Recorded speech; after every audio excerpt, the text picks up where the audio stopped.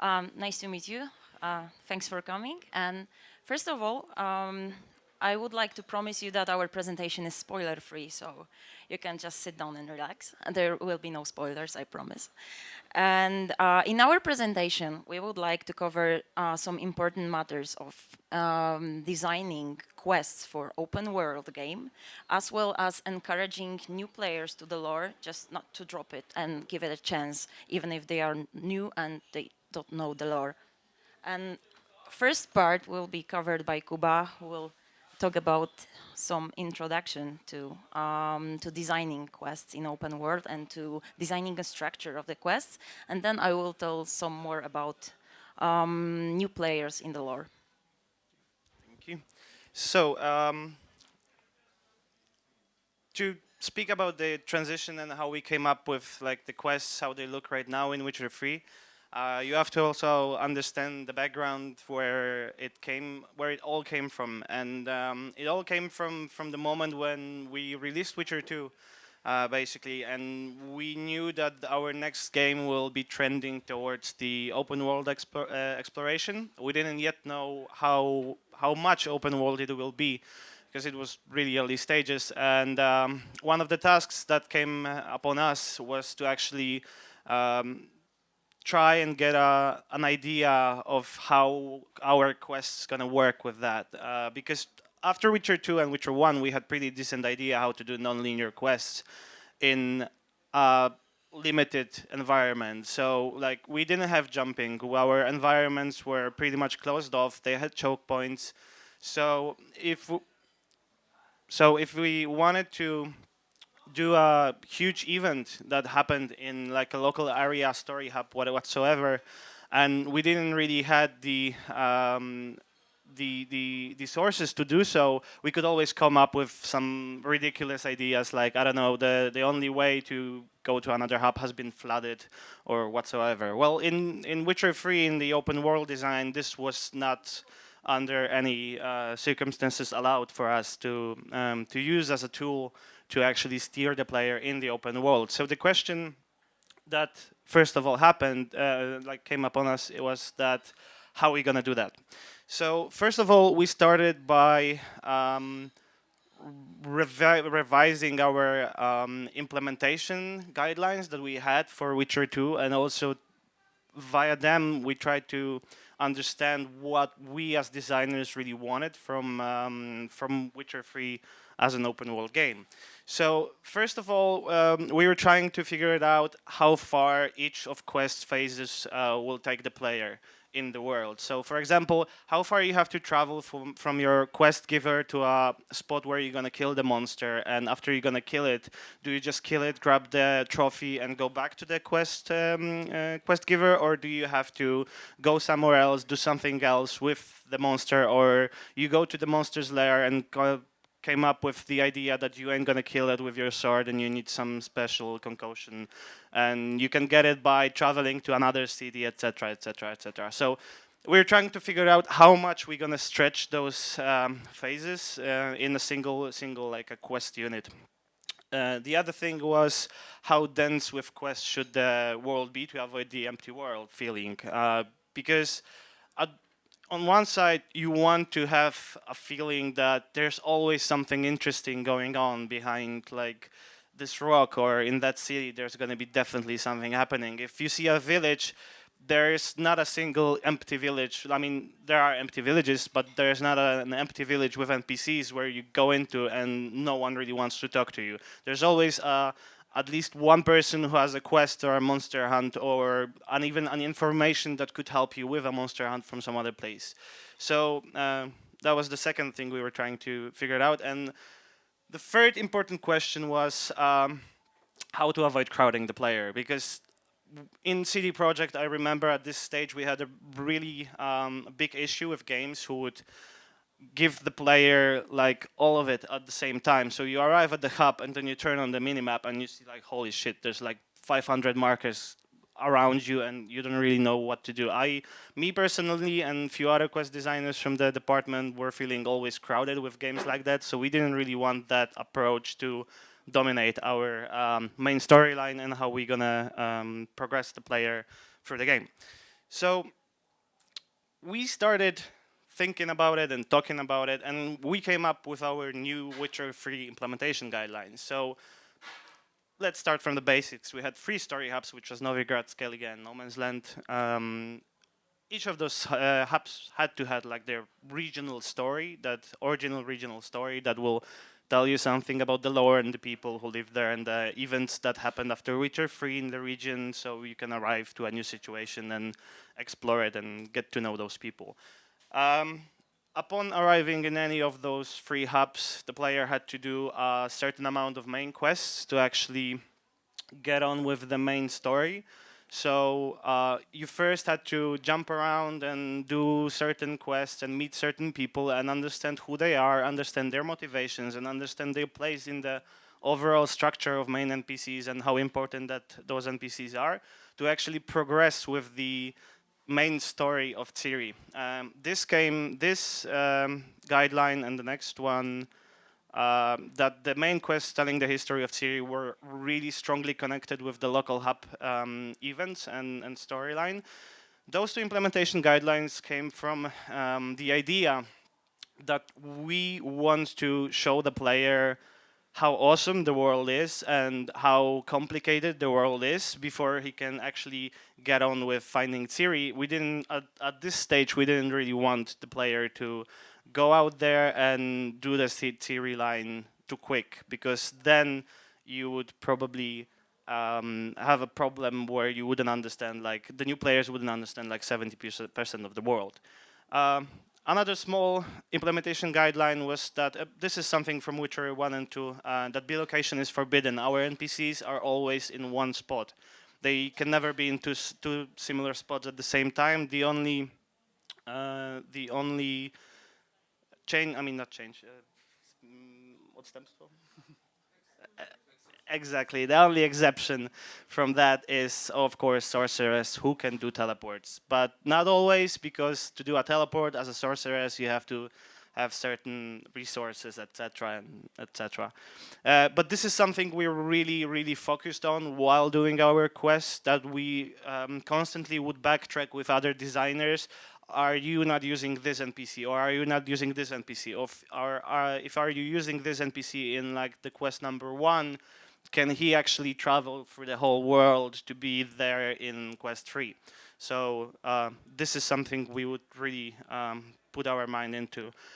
And also, at the beginning, all our main quests were balanced in regards of number of main quests that gameplay structure and number of quests in the hub was equal, and also like the gameplay content in a single quest unit was trying to be balanced with equals. So this is kind of like our main storyline in a hub would look like back then. This is not an actual game structure. This is just something to visualize it. So you would have multiple main quests, and by doing them, they would always converge in one quest, and this could actually progress you through the game and first give you the idea about what happened to Ciri, and then also it would give you some kind of a hub story resolution. So, for example, if you would hear for the whole game, I mean, for the whole first quest, that there's an army coming, this is the place where the army would come or not, depending on what you did. So we had those guidelines, and we started implementing our quests, filling out our quest content, making the structures playable. So this was like pre-alpha stage where you could actually play the game, see how the quests feel, do they take too long, and whatsoever. So there was this one big question nagging at us, and we have this huge, beautiful world, but how do you construct quests so you avoid the situation in which the player will finish the game without seeing like 50% of the world? I'm not saying about the quest content, I'm saying about the localization content, that all those beautiful mountains, forests, lakes, etc. Because there's like only that much that you can stretch your quests before tiring players out.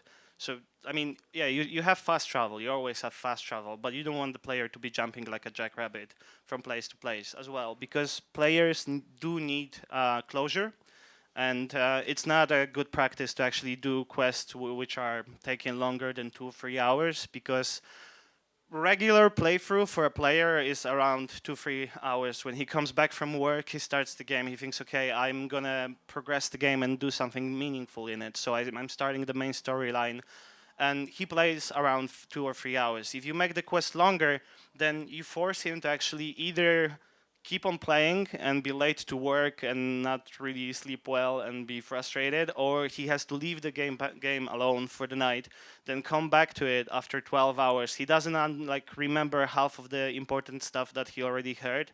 He's not in the mood. You need to set him back in the mood again. So like those divided playthroughs are not good for quests. So we all at the beginning we already knew that we have to do like 2-3 hours quests. In addition, no, of course, yeah, that was the 8 hours thing. So the obvious answer to that question was that, well, we're gonna stretch those phases so you travel a lot. And it is okay because he has the fast travel. As I said, you don't want the player to be jumping like a jackrabbit, but there's nothing wrong in having like 2 or 3 jumps, which are really long hauls. And that's how we thought back then.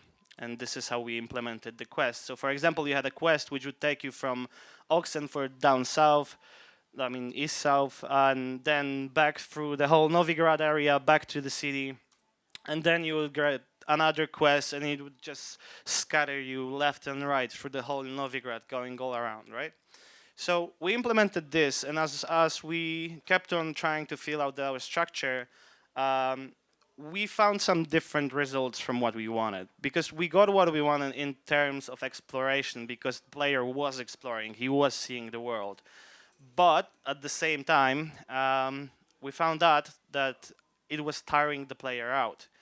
We didn't bore them, but we tired them out. So that the player, if you had this and you would travel, you take a main quest in Novigrad and then you travel through the whole world to do that quest. For example, I don't know, you know that Ciri is somewhere there and or Yennefer, and you're really in a hurry.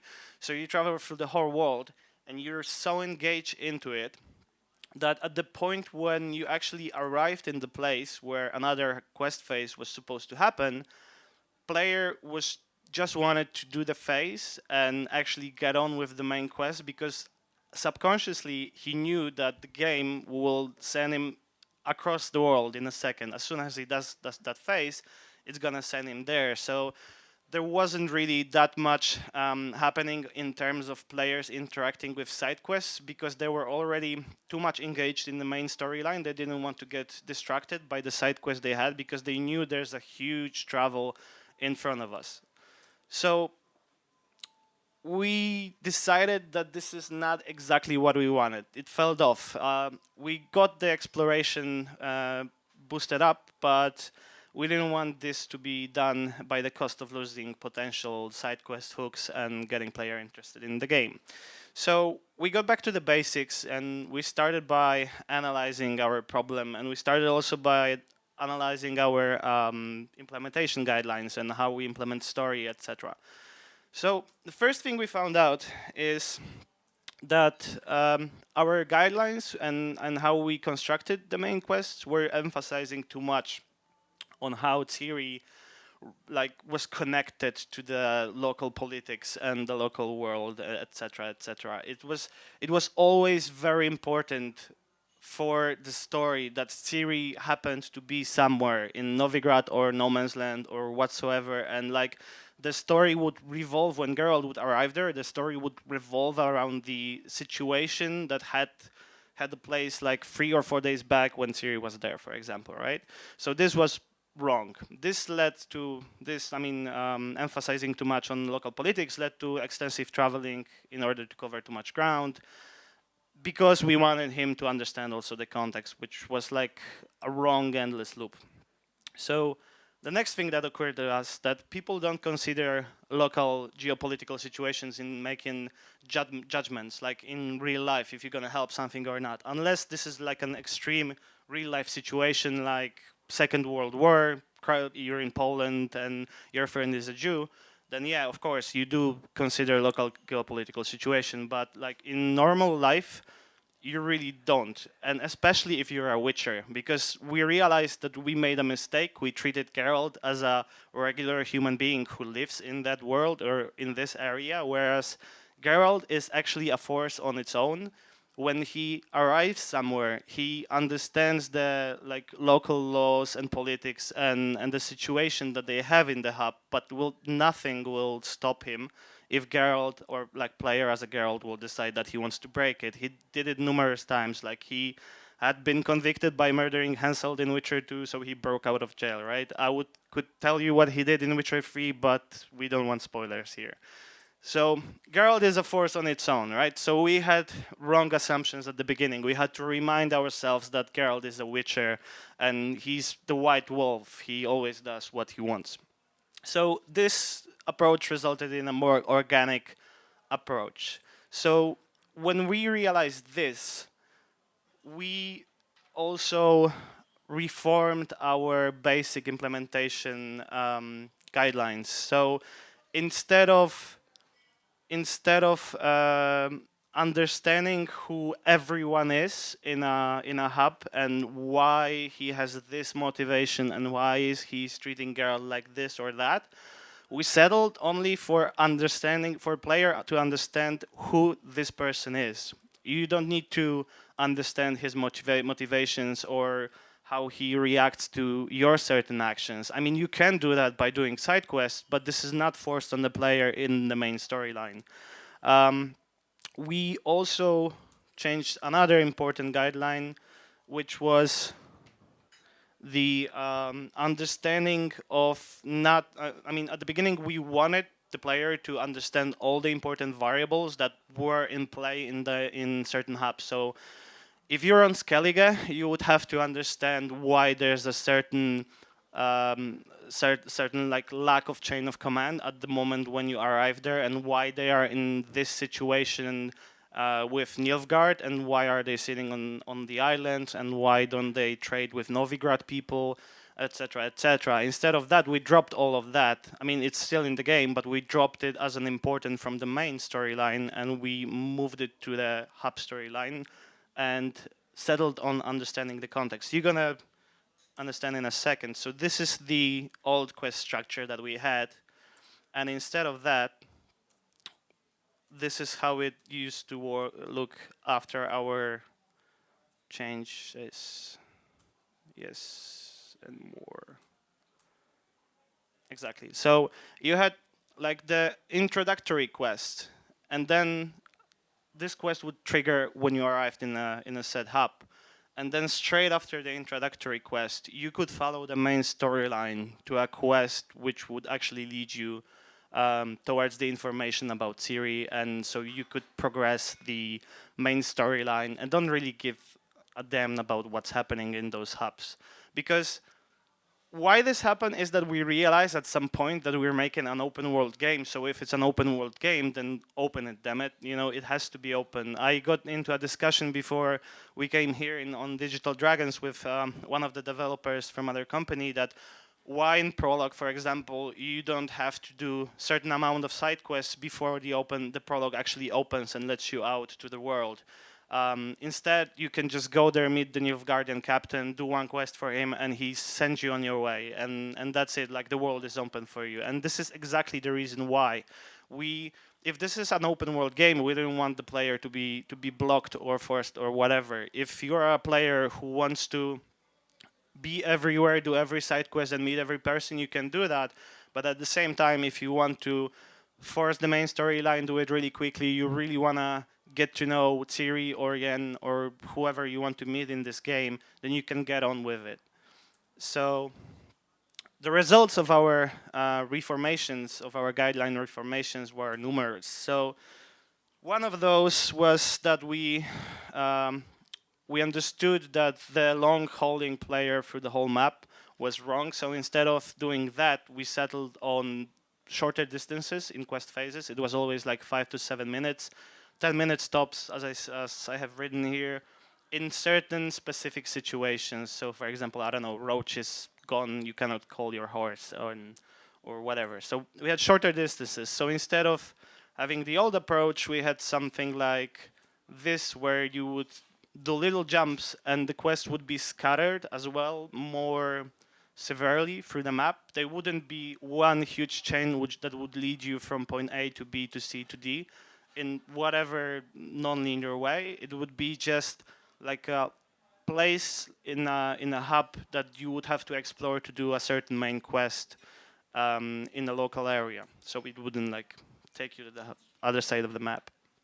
The other consequence was that when this first happened, when we realized that we will have to actually move the locations, I was pretty scared because I was like, holy shit, we already have like the main storyline implemented. This is a lot of work. We have to move all the triggers, action points, etc. And the locations, you know, they have to do another, like again, the locations in the new spot. And I was really afraid, but then when we started actually doing it, it turned out to be a pretty easy process because when we were scouting for the similar locations, for example, a cool haunted house, we came up that, we realized that our world is so huge that you can basically find a cool haunted house wherever you want.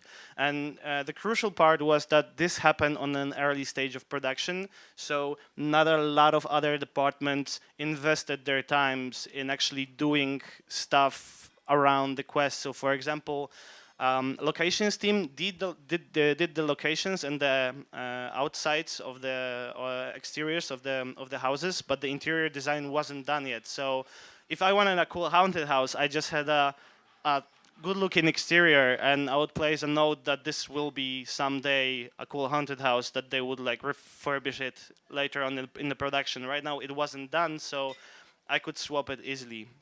And also, it was important that those changes were engaging mostly only our department, quest department, and story department changes, you know. So this was doable only because we localized the problem pretty early in the stage, and we decided how we're gonna tackle it. Another result of it was the new balance of the quests, because at the beginning we were trying, as I said, balancing the quest content in between the gameplay content in quests.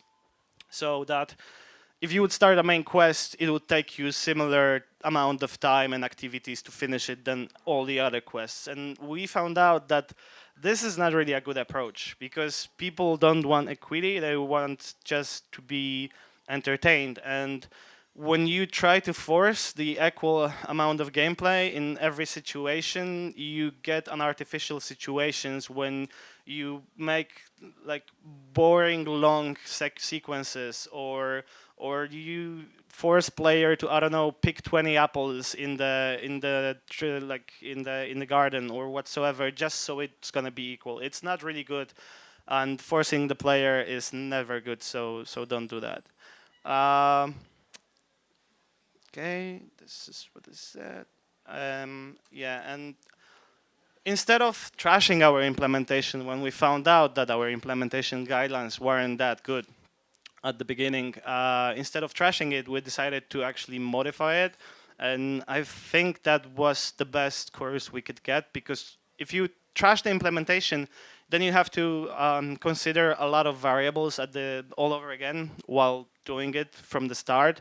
But when you modify it, you are working hard of actually having the same logical structure, because this is something important in quest design, that the logical structure has to be flawless, because otherwise you get blockers or people are not there where they used to be. So we had already that figured out. All we had to do is just like swap the places of the players.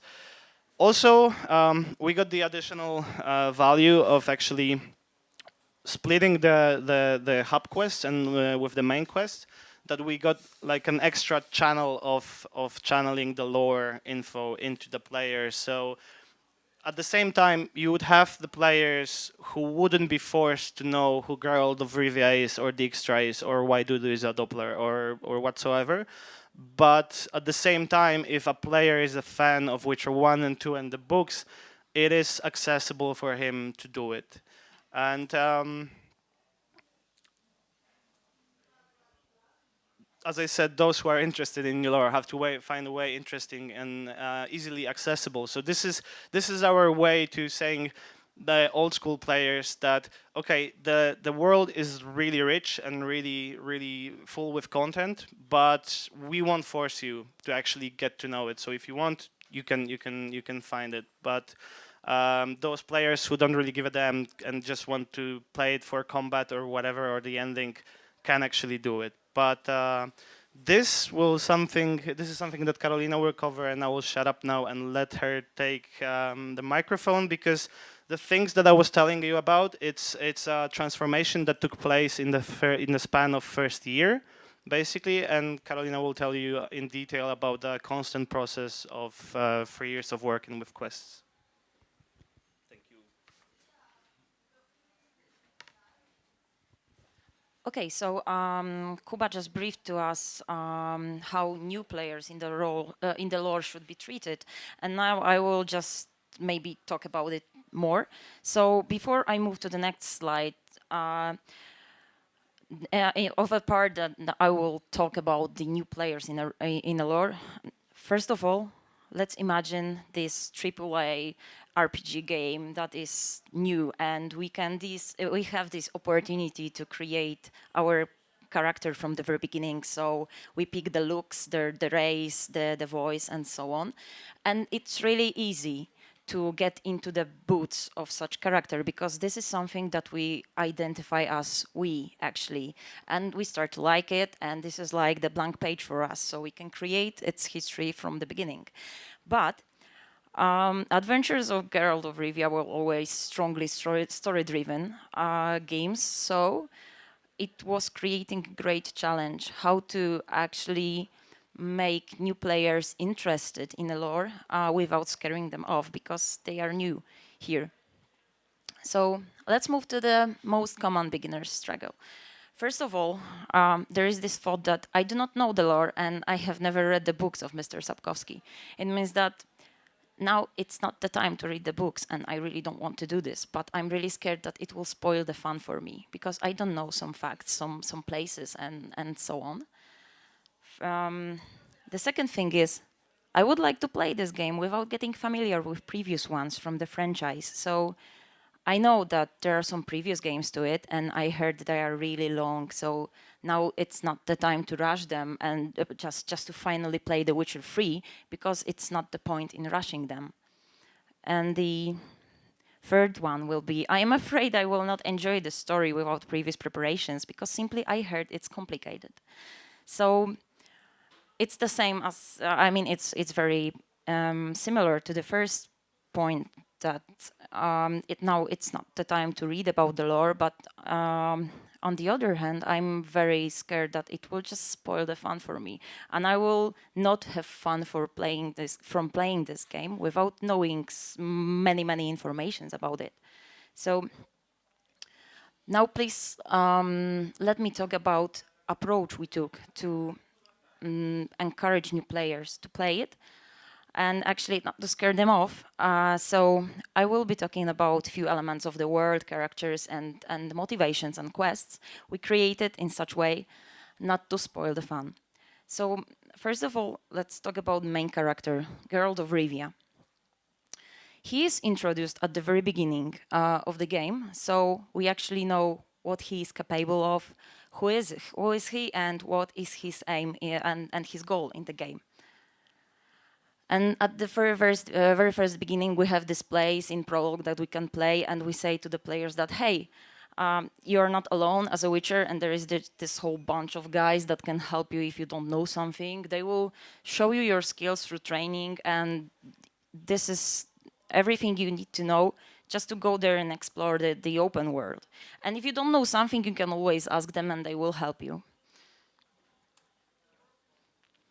The second thing about the Geralt is his past is not first on player, it is hinted instead. So, of course, it's good to know what Geralt was doing in books or in previous games, but it doesn't matter now. If player knows it, then it's just a fine enhancement to the story. And if player wants to know it because he doesn't, then we used some kind of a journal entries to just keep the record of what Geralt was doing, what is his background, and what he will do during the story. Now let's move to the word creation. So we really wanted to show new players how to actually get to know this world better without any preparations. First of all, Word is not focused on player. So we have this very popular model of monomyth. You know this one. It's very often used in books and movies and so on in pop culture. That monomyth is like we have this chosen one player, and he goes from zero to hero, and he's like nobody from nowhere who becomes like the savior of the world. He eventually falls to this to his enemies just to be like rising from the ashes like a phoenix, right? So the difference here is like the world is not focused on player. So actually, player can be a witcher, one of the many, not the extraordinary type, just to see the world from the side of a commoner, not from the top, from the high throne. I think this is easier approach because player can make his own mind about how world is constructed. World specific nature is best explained during exploration.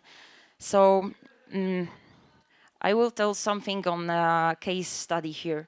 For example, we have these many regions of the world and they differ between each other. So in a big city, we have those fancy ladies of well-known profession, some kind of beggars. I'm sure there are some refugees and so on and so on.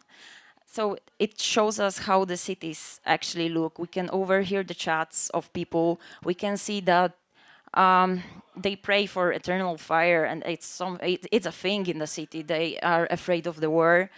They also just spend their time on drinking and playing and preparing what events to come.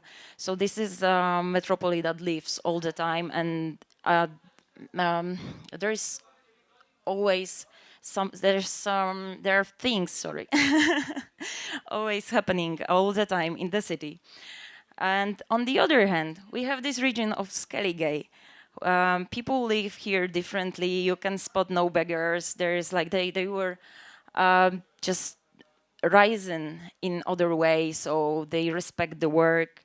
They don't even pray to eternal fire, and they even make fun of it. So they're like, I don't believe that people from continent pray to the flame. It's actually very stupid. And by just observing the lore, the world, you can make an impression of how it's constructed, how people act, how are the common deeds they do, how are common troubles they encounter, and how they speak, how they act, and so on. I think this is very nice way to show the player, hey, this is our world, and that's how it works.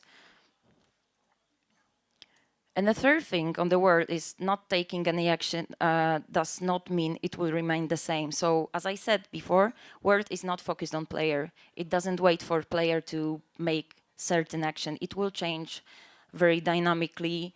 And if player will be even on the other side of the world, making some actions and just fulfilling some quests, the second side of the world will change immediately because of some politics, of some other reasons, and we will see that it's not an artificial thing. This is something that lives along with the player. Now let's move to NPC characters. So first of all, most important for me, for new player, highlighting important ones from the very beginning is the very, very difficult and very important thing, on the other hand, to do. So first of all, at the very beginning, we say to the player, hey, that this lady is very important to you, and you will meet her at the very beginning. And actually, we can observe how Geralt acts in front of her, and we can imagine that they used to have some kind of a bond, and by this, we can just get the characters better and better understand their motivations and what they do, actually. And the second most important NPC is this other girl that you are looking for, and you know it from the very beginning that this is your goal, actually. And this is all you need to know for the moment. Just now go on and start enjoy the game. And the thing is that this is very important just to show the player goal on the very beginning, but in some distant way. So this is something you can do, and you must do, but not now. Maybe just let's focus on just having fun, you know. And this is something that you will have to do in some kind of a future, but now it can wait. Next thing is avoiding over-mentioning one's deeds from the previous game. This is something that was really troubling me. There was this AAA game I played recently, and it was not the first part of it, of the franchise. And there was this NPC that was used in the previous game, and it was really important to the story. And of course, they used it for this newest part I was playing, but I really was not able to explain in my head, why am I doing this? Why are these people motivated by him or not? Because I don't know the story behind it. So it was like really confusing and just made me really upset. And I really don't want to, I didn't want to just fulfill those quests because I was not really understanding my motivation. So we were avoiding it because, of course, there are characters that we introduced in previous games, and they had some personal involvement in Geralt, let's say that, but it does not matter right now, and we will not focus on it right now because it's just like the past, and they have new lives and so on, so player can discover it on its own. And the third thing is using custom journal entries to learn more about someone is the tool that we introduced just specifically for new players. So the lore is really rich with new characters, and when we introduce somebody, player might be confused or who is it or when he was mad and so on. So he can always look into the journal, and we have the journal in this form of short entries. So on the beginning, it always shows the background of some kind of NPC, and during the progression of the story, it just shows one's deeds according to player, and basically it describes involvement of one's in the story. So this is really easy tool to keep track on somebody's history. And there is the second tool, introducing one's personal side quests. So we have those side quests that player can do, but it's not really forced to do them. And actually, during the side quests, you can learn of personal's motivation and the aims they have in their lives. The thing is here, the NPCs will never wait for player to do something because Geralt can be part of their lives and it depends on the player. But if Geralt will not take any action, they will just go on because there are some things that can wait in their lives. And this gives us impression of the living world of the living person, right? So the NPCs are not actually focused on player and just waiting for him to come, but they have their own lives and own motivations, and we can be just part of it if we really want. Now, let's talk about designing quest hooks in open world design. This is something that we were introducing through whole production of quests. So first of all, let's start with main storyline. This is easier case for us. First of all, introducing NPCs and motivation. I told something about in the previous point, but this one is really important. So we start this new quest, and just let's study the very first quest in the game. So there is this man, the most powerful guy in the whole world of Witcher, and he tells you that you need to find my daughter. And why you? Because she trusted you. So that's why. And now you need your aim. So it's very very easy to understand. And this is your very beginning. So you know what is your purpose. And actually, we have this introduction of the guy. You know who he is, what he wants, and this is everything you need to know on the beginning. Of course, the story evolves during the whole game, but the beginning is the most important, just to give you some kind of an impression and imagine how things can turn into if you will take some action. Second thing is keeping progress fluent. This is really simple with main storyline because we always need to hint player what to do next. So actually, when we finish the first quest, there is always like info about, so go there because you received some information and now you need to progress with it. And it connects with the third point, like hinting next step to player instead of leading him her all the time. And now let's go back to what Kuba said about the structure, that we actually cut a main part of it and moved it to some kind of hub quest. So it's not important to do everything in any hub just to receive this one info that progresses our game. But in open world, we actually really wanted to encourage demanding players of explore the world because we wanted to reward them. Like, you know, if you do everything, you get important info on something like that. And in this last quest, it turns out that you can actually use your knowledge or your influence to change the course of the action. And this was really important to us to create this impression of open world finally. So if you don't want to do this, just don't. And it won't spoil your game in any matter. It will be just different.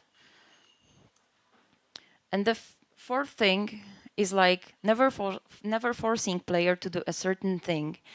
Kuba also mentioned it, but I wanted to add that it also includes in not locking player unnecessary in some things.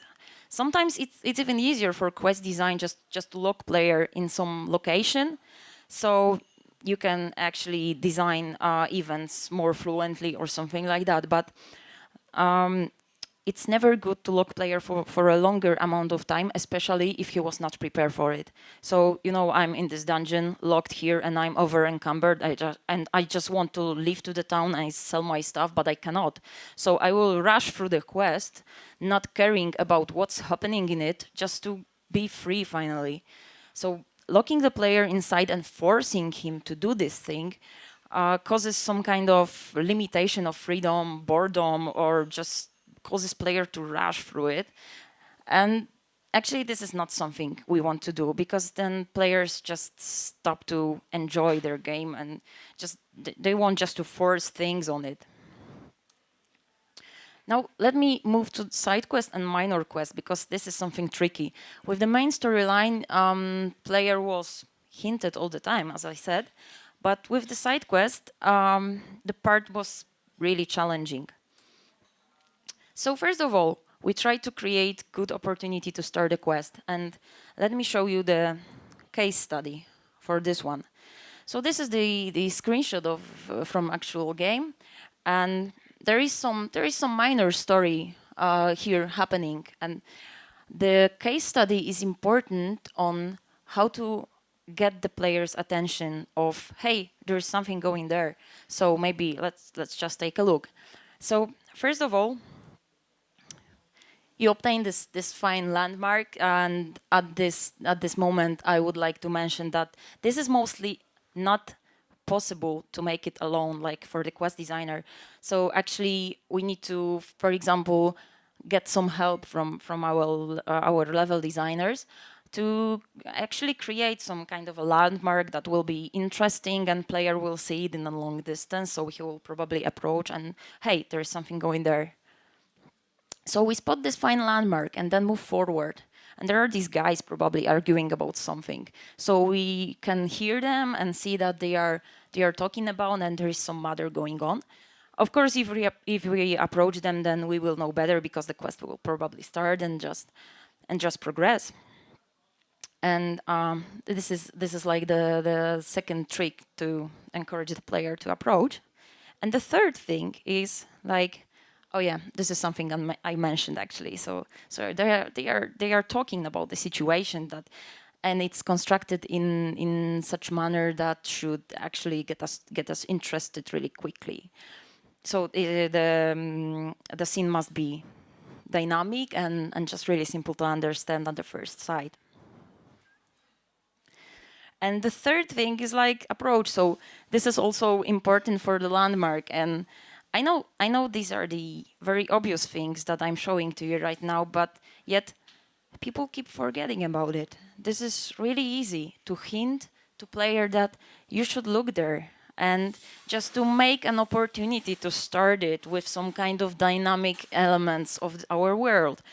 But as I was playing recently many games like that, like the triple A's with rich world and so on, I was not really satisfied with what the hell was going on, because there was this game I needed to click on somebody actually to start some kind of a quest, and they were just standing there, but after interacting with them there was this scene happening that was not happening on the gameplay, and I was really confused, like, why you didn't do it like that? It's not an impression of living world, really.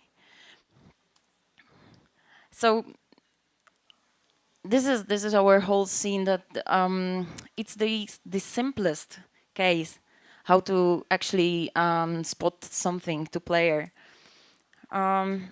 This is similar example, but it's happening in the village. So first of all, we have this guy that wants to tell us something. We use animations and exactly the same thing as before, like dialogues and just shouts, just to keep players' attention on him until being approached. And also, we placed him in some place that is reachable from every point of the village. So again, this is quite obvious, but it's worth mentioning. And third case study is more complex. So there is this village, and when we approach it, we know that there's something going on. And first of all, I decided to show it to you from this side, because the village is like the huge landmark, and player actually can't miss it. And it's there is a high chance he will approach it. And first of all, we have some kind of situation here. So we got these guys running around the village and screaming something to us, that, and this is the first element that player keeps his eyes on, because it's moving, they are loud and so on. They move next to him, so he's interested. The second thing is like the wild prompt approached. It's super effective actually, because we know there is something going on, and we can keep track on it in our journal, and we can be led from this point till the end of the quest. And in the distance, this is the great usage of space. In the distance, we see the people that are actually looking at something, and they occasionally have a chat about the situation, what's going on. So this is the second thing we see. So we want to actually approach them. And again, they are standing in the middle of the village, so they can easily be spotted by player. So let's move to them. There are these people having a chat about the situation, what happened. We can hear the chat and just look at the postures. They are worried or scared, and it gets us an impression of what happened, of could possibly happen. So we want to investigate it. And in the distance, we see another group, and probably this is the group that the previous one is talking about. So just let's go and approach them. They can easily be spotted as well. And there is this last part of this introduction of the quest, and after approaching it, the quest simply starts. So I wanted to show you how to encourage player to move to the more complex quest, and actually how to do it smart. Because in open world, a player can approach from every direction actually, so you can never be sure what will he see first and so on. But placing some kind of hooks in important landmarks as villages and so on will make this chance higher that player will see everything from the beginning and understand it better. And if not, if he will approach it just from the backside, then we need to provide him a good explanation. Why is it here and what's happening here? Let's move to the second point. It's keeping in mind usage of space and distances in the world. So this is also that Kuba mentioned, but so it's important that one quest doesn't just draw you through all the world just to show it to you because you need to see it, and you actually don't really want. You need to want to stay in your location and just investigate it. But it also means that those quests should be placed in some spots that fill the world perfectly, so there is always something going on. And if you finished some quest in one location, there is high chance there will be something happening like in some time. And the third one is avoiding fetch quests, even if for minor adventures. We know that minor quests are really small adventures, like really small stories, but for me, fetch quests in such games are just caused by laziness of designers. This is something with the rich lore, with the rich world, and we have assets to, to show player how great it is. And fetch quest is just the simple question, pick 10 flowers and give it to me, and that's right, that's it. So when searching for inspiration for minor quests, we were trying, for example, to look into folklores of each region and just to tell the stories through the minor quests of one's region. This is something that you actually are not obligated to do, but by doing this, you can just obtain some not really important informations to the story, but something that will help you with understanding it better. And this is the end. Thank you very much for coming. And now it's the time to Q&A. If you have any questions, please don't hesitate.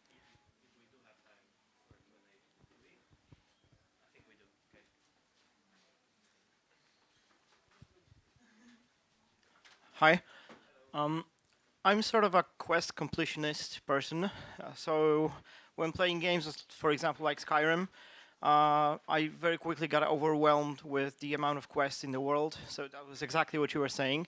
But my question to you is going to be about replayability. And for example, in The Witcher 2, I think the second act was mutually exclusive. There were, I think, 2 areas where you could go for Act 2. So my question about Witcher 3 is, what was your approach for a person like me who wants to complete 100% of the game in a single playthrough and then wants to play the game again? Wouldn't I be bored of playing the exact same quests all over again? Or do you have something planned for a person who wants to finish the game 100% in one playthrough and then play the game?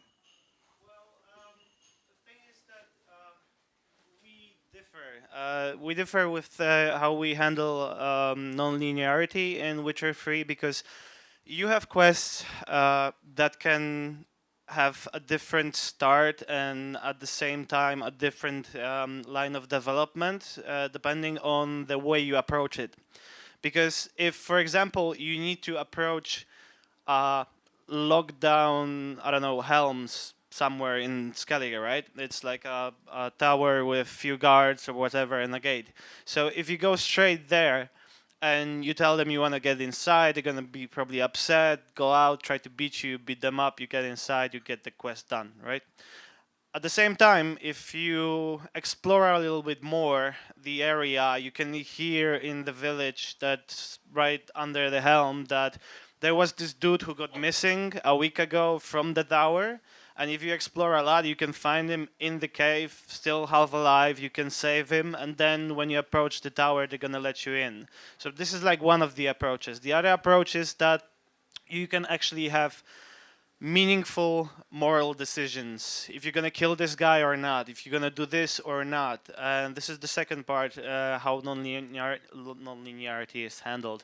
The third thing is that also, what Karolina was mentioning in her part is that not doing something doesn't mean that nothing will happen to the world. So if you do have a quest that someone tells you, hey, come with me and help me out because I need to go and kill a monster, and you're gonna tell him, piss off, I don't have time, I need to go find Ciri, and there's a big chance that at some point in the game you're gonna find his body being eaten by the monster, or you can actually hear later on about him being the greatest monster slayer in the area because he actually went there alone, killed the monster, came back, voila, you know. So like we didn't handle it only with one specific way of rewarding the player with the consequences and replayability.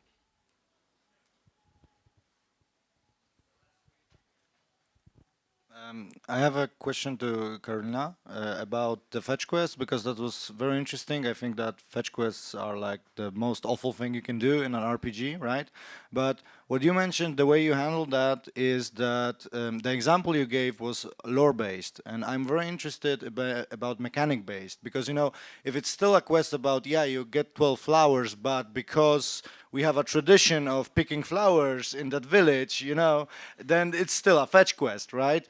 And if you can give us like a really minor example about a mechanic minor quest, the mechanics of a minor quest. Okay, so first of all, we wanted to make a smart use of every gameplay mechanics that we have. So even if you have this very simple thing that you talk to somebody and he gives you a quest, we were thinking about maybe instead of talking to somebody, we can use our gameplay features. We have this feature that we mentioned from the very beginning, the Witcher senses. So actually, with using it, Witcher can spot some traces or some clues that are really inaccessible to a commoner, and he can actually make the conclusion after checking on them. So this is something that we use instead of really gathering like 10 flowers or maybe using some just conversation with some commoner.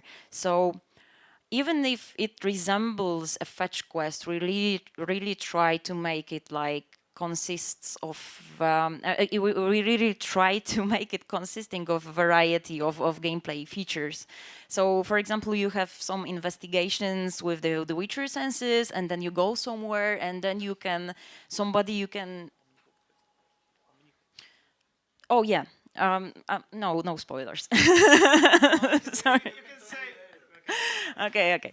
So then after the investigation, you go somewhere, and then instead of picking some things, you pick one, and then you go to some quest giver, and then you show it to somebody else, and then you have this short conversation. So it turns out it was like interesting minor without just picking dumb flowers, and that's it. I don't know if it answers your question. I just want to add something. Also, don't get the idea that minors are only quests that you have to do that minors are only quests that you have to do to accomplish something. Minor quests in Witcher also have those constructs sometimes where you go somewhere, you meet someone, you have only one simple conversation with that person, and then on the other side of the island, you meet another person and you have a meaningful conversation about the dude you met, and then you only choose one or two or three, whatever. You give him the information, you withheld the information, or you lie to the person about the guy you saw. And even only that is some kind of a minor quest that can give you either a journal entry or a recipe or an experience or whatever. So we were really trying to diversify it through the various mechanics like Karolina mentioned.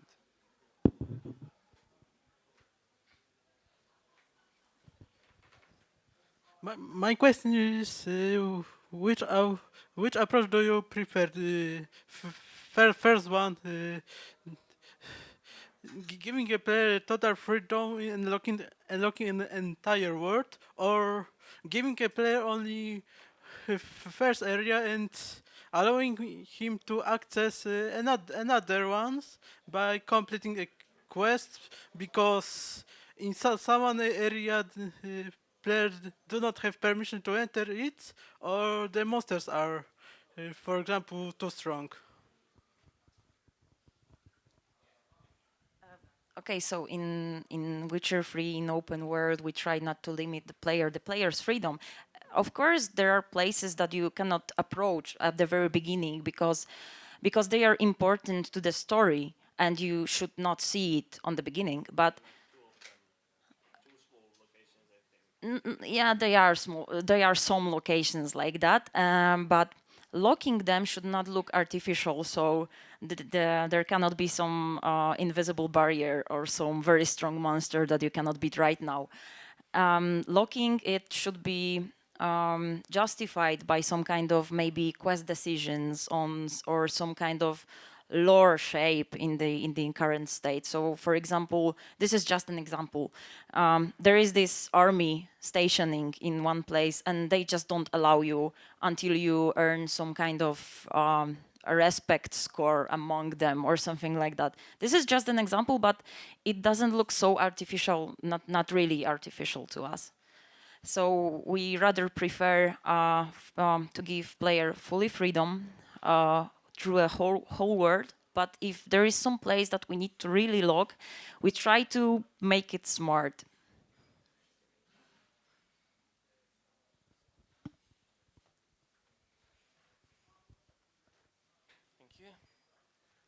Okay, so my question is kind of a follow-up on the first question about being a completionist, and the fact that you claim that the world kind of like lives without the Witcher. The Witcher is not the focus of the world, which for me, at first I heard it, was terrifying as a completionist, because what? There's some kind of like a time limit. Some part of the world will be locked out to me if I don't make it there. Say the guy you talked about, the monster hunter, he just doesn't wait for me, he goes out and kills the monster. But then you said that actually what triggers it is the fact that I tell the guy piss off.